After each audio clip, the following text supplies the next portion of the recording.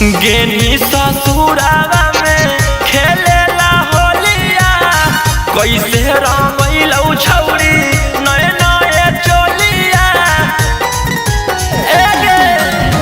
गेनी ससुरावा में खेलेला होलिया कैसे रंगैलौ छौरी नए नए चोलिया।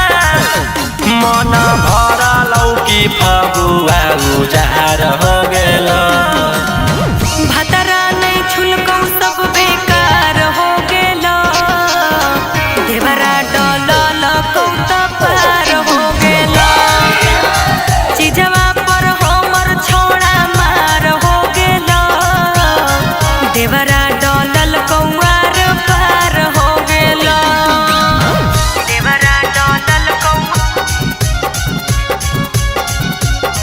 भतरा नहीं छुलकौ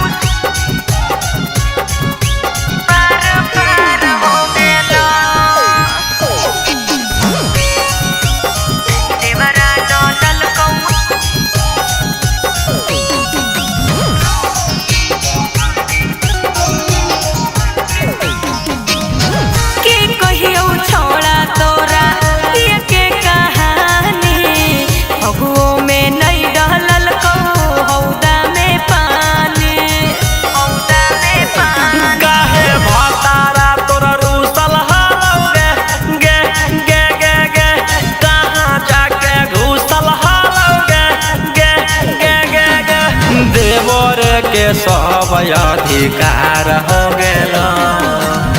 भतरा ने छुलको सब बेकार हो गेल। देवरा डलल कौ त पार हो गेल। चीजवा पर हमर थोड़ा मार हो गेल। देवरा डलल कौआर पार हो गेल। पार पार हो गेल।